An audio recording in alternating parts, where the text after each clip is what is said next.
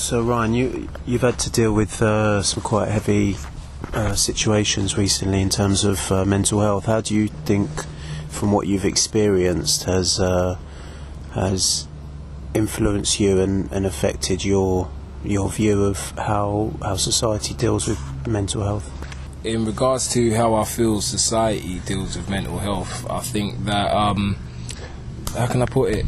It's the wider issue is labels in general. One of the things that I know that Shereen had problems with when she was diagnosed is dealing with a label and having people treat her differently because of a label, and how society has a habit of putting everything with a label in a box.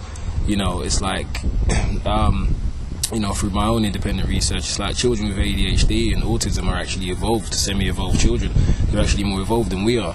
But due to the fact that we don't understand it, or there's a underlying fear of not understanding something, it's put into a label, it's given a box to put in, and then they're treated differently, which is unfairly, which, to be honest, equal opportunities is treating everyone different in order so that they get the same opportunities. But I don't really feel that gets done in terms of mental health. It's just kind of like, all right, then you're diagnosed with this, such a thing, and you're below us in a sense. And I know Shereen to a certain degree had a hard time contemplating or dealing with that, because she'll meet people that not like us who knew her well and was good friends, but when she meet new people or they was aware that she had a condition, all of a sudden that their body language would change, or how they'll deal with her. It's like they'll try and talk to her like she was simple.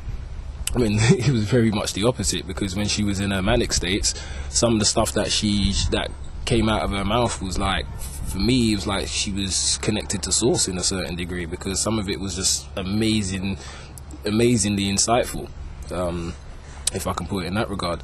But yeah, society, in a sense, in terms of how it deals with mental health, in my opinion, is not good, like not good at all, because like I said, because it's quite still misunderstood in many ways, people are treated unfairly, and it's not something I agree with in the slightest. And throw medication and telling them everything alright is going to be alright about it ain't really the solution. A perfect example is like Big Pharma in America.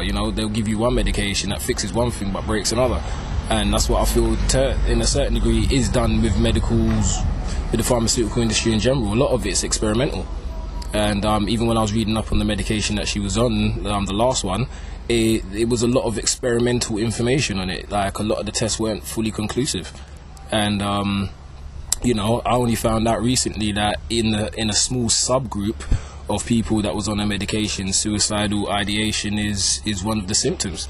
Now, to actually have that as a symptom and still prescribe it is beyond me, and from speaking to various health nutritionists and independent researchers in nutrition and dieting and stuff like that, nearly every illness can be cured through proper maintenance of health and just taking care of your body and making sure that you have a proper diet, right, correct vitamin intake, minerals, fulvic minerals, trace minerals, stuff like that. Things are treatable through nature, because nature provides everything.